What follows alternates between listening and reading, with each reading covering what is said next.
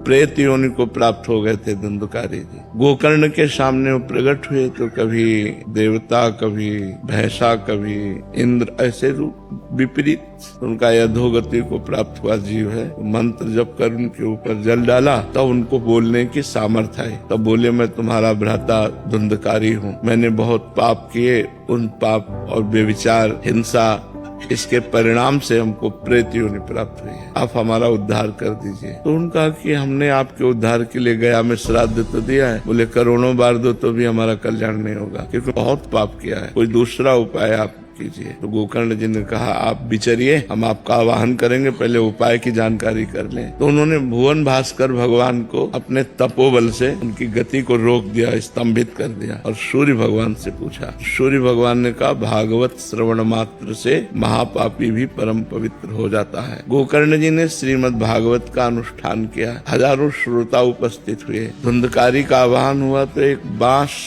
7 गांठ का उसके ऊपरी छिद्र पे बैठकर वो प्रेत सुनने लगा। प्रथम दिन प्रथम खंडन गांठ का हुआ, इस तरह से 7 गांठें फटी और वो दिव्य भगवत स्वरूप होकर प्रकट हो गए। प्रेत योनि से मुक्त होकर भगवत स्वरूप, और विमान एक आया और धुंधकारी उसमें बैठ करके परम धाम को जब जाने लगे तो गोकर्ण जी ने रोक दिया। भगवान के पार्षदों से कहा, एक ही विमान क्यों, ये और भी श्रोता है, सबके लिए विमान क्यों नहीं लाए? तो उनका, और श्रोताओं ने श्रवण किया, केवल मनन नहीं किया। ये भूख और प्यास सहता हुआ रात दिन कथा का श्रवण और मनन करता था। तो मनन के प्रभाव से विमान आया है, श्रवण के प्रभाव से नहीं, मनन के प्रभाव से विमान। अब अगली बार जब कथा कहिए तो सब श्रोता आपके श्रवण करें और मनन करें, तब फिर इनका उद्धार हो। तो अगली बार कथा कही और जब सबने मनन किया तो शास्त्रों विमान आए और सब भगवान के